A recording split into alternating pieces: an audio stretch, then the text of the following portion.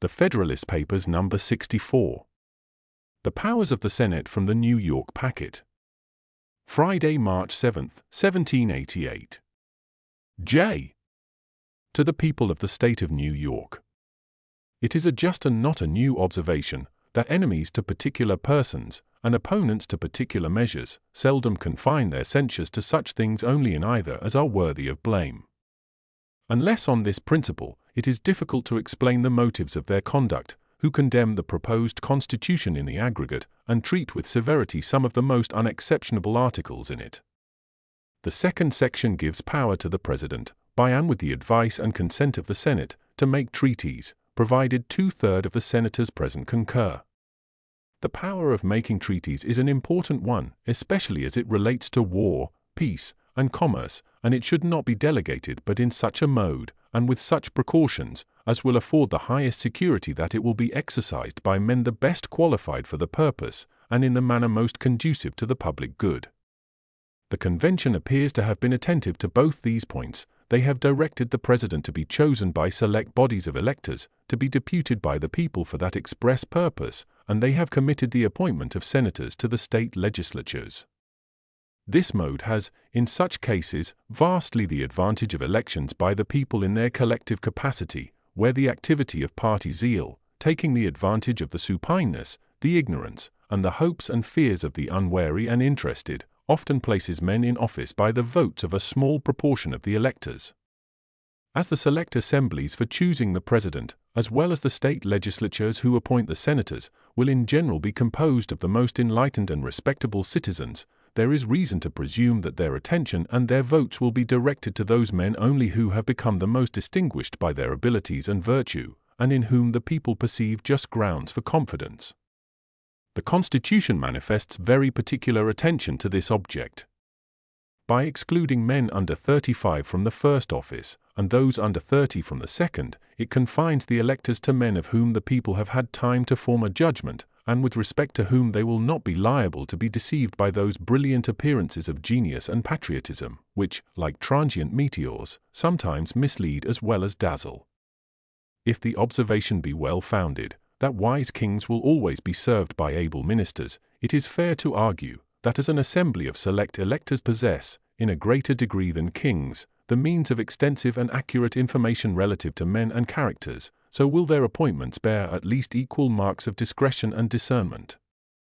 The inference which naturally results from these considerations is this, that the President and senators so chosen will always be of the number of those who best understand our national interests, whether considered in relation to the several states or to foreign nations, who are best able to promote those interests, and whose reputation for integrity inspires and merits confidence. With such men the power of making treaties may be safely lodged. Although the absolute necessity of system, in the conduct of any business, is universally known and acknowledged, yet the high importance of it in national affairs has not yet become sufficiently impressed on the public mind. They who wish to commit the power under consideration to a popular assembly, composed of members constantly coming and going in quick succession, seem not to recollect that such a body must necessarily be inadequate to the attainment of those great objects, which require to be steadily contemplated in all their relations and circumstances, and which can only be approached and achieved by measures which not only talents, but also exact information, and often much time, are necessary to concert and to execute. It was wise, therefore, in the Convention to provide, not only that the power of making treaties should be committed to able and honest men, but also that they should continue in place a sufficient time to become perfectly acquainted with our national concerns, and to form and introduce a system for the management of them. The duration prescribed is such as will give them an opportunity of greatly extending their political information, and of rendering their accumulating experience more and more beneficial to their country. Nor has the Convention discovered less prudence in providing for the frequent elections of senators in such a way as to obviate the inconvenience of periodically transferring those great affairs entirely to new men, for by leaving a considerable residue of the old ones in place, uniformity and order, as well as a constant succession of official information will be preserved. There are a few who will not admit that the affairs of trade and navigation should be regulated by a system cautiously formed and steadily pursued, and that both our treaties and our laws should correspond with and be made to promote it.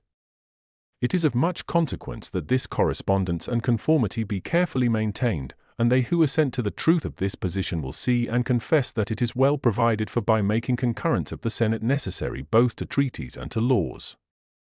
It seldom happens in the negotiation of treaties, of whatever nature, but that perfect secrecy and immediate despatch are sometimes requisite. These are cases where the most useful intelligence may be obtained, if the persons possessing it can be relieved from apprehensions of discovery. Those apprehensions will operate on those persons whether they are actuated by mercenary or friendly motives, and there doubtless are many of both descriptions, who would rely on the secrecy of the President, but who would not confide in that of the Senate, and still less in that of a large popular assembly.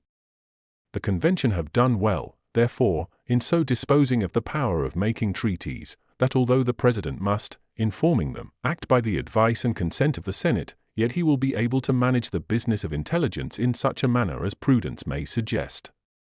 They who have turned their attention to the affairs of men must have perceived that there are tides in them, tides very irregular in their duration, strength, and direction, and seldom found to run twice exactly in the same manner or measure.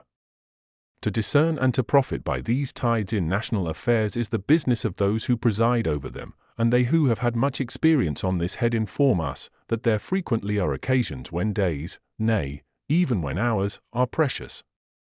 The loss of a battle, the death of a prince, the removal of a minister, or other circumstances intervening to change the present posture and aspect of affairs, may turn the most favorable tide into a course opposite to our wishes.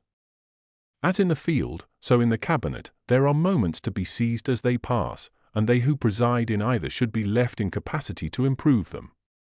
So often and so essentially have we heretofore suffered from the want of secrecy and despatch, that the Constitution would have been inexcusably defective if no attention had been paid to those objects.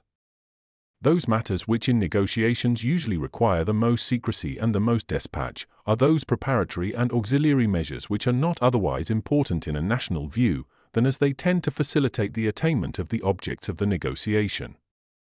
For these, the President will find no difficulty to provide, and should any circumstance occur which requires the advice and consent of the Senate, he may at any time convene them.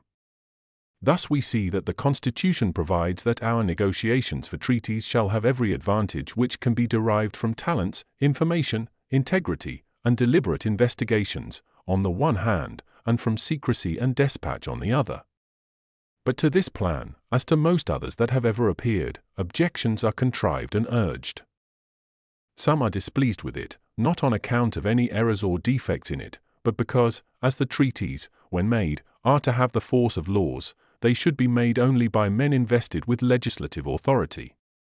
These gentlemen seem not to consider that the judgments of our courts, and the commissions constitutionally given by our governor, are as valid and as binding on all persons whom they concern, as the laws passed by our legislature.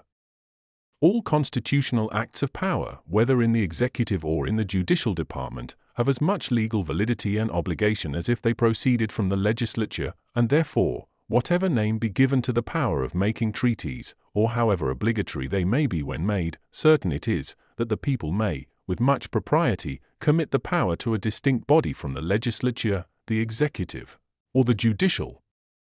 It surely does not follow, that because they have given the power of making laws to the legislature, that therefore they should likewise give them the power to do every other act of sovereignty by which the citizens are to be bound and affected. Others, though content that treaties should be made in the mode proposed, are averse to their being the supreme laws of the land. They insist, and profess to believe, that treaties like acts of assembly should be repealable at pleasure. This idea seems to be new and peculiar to this country, but new errors, as well as new truths, often appear. These gentlemen would do well to reflect that a treaty is only another name for a bargain, and that it would be impossible to find a nation who would make any bargain with us, which should be binding on them absolutely, but on us only so long and so far as we may think proper to be bound by it. They who make laws may, without doubt, amend or repeal them, and it will not be disputed that they who make treaties may alter or cancel them, but still let us not forget that treaties are made, not by only one of the contracting parties, but by both, and consequently, that as the consent of both was essential to their formation at first, so must it ever afterwards be to alter or cancel them. The proposed Constitution, therefore, has not in the least extended the obligation of treaties. They are just as binding, and just as far beyond the lawful reach of legislative acts now, as they will be at any future period, or under any form of government. However useful jealousy may be in republics, yet when like bile in the natural, it abounds too much in the body politic, the eyes of both become very liable to be deceived by the delusive appearances which that malady casts on surrounding objects. From this cause, probably, proceed the fears and apprehensions of some, that the President and Senate may make treaties without an equal eye to the interests of all the states.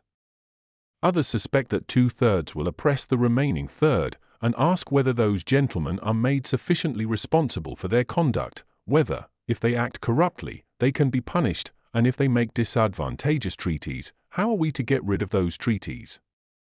As all the states are equally represented in the Senate, and by men the most able and the most willing to promote the interests of their constituents, they will all have an equal degree of influence in that body, especially while they continue to be careful in appointing proper persons, and to insist on their punctual attendance. In proportion as the United States assume a national form and a national character, so will the good of the whole be more and more an object of attention, and the government must be a weak one indeed, if it should forget that the good of the whole can only be promoted by advancing the good of each of the parts or members which compose the whole. It will not be in the power of the President and Senate to make any treaties by which they and their families and estates will not be equally bound and affected with the rest of the community, and, having no private interests distinct from that of the nation, they will be under no temptations to neglect the latter. As to corruption, the case is not supposable. He must either have been very unfortunate in his intercourse with the world, or possess a heart very susceptible of such impressions, who can think it probable that the President and 2/3 of the Senate will ever be capable of such unworthy conduct. The idea is too gross and too invidious to be entertained. But in such a case, if it should ever happen, the treaty so obtained from us would, like all other fraudulent contracts, be null and void by the law of nations. With respect to their responsibility, it is difficult to conceive how it could be increased. Every consideration that can influence the human mind, such as honor, oaths, reputations, conscience, the love of country, and family affections and attachments, afford security for their fidelity. In short, as the Constitution has taken the utmost care that they shall be men of talents and integrity, we have reason to be persuaded that the treaties they make will be as advantageous as, all circumstances considered, could be made, and so far as the fear of punishment and disgrace can operate, that motive to good behavior is amply afforded by the article on the subject of impeachments. Publius.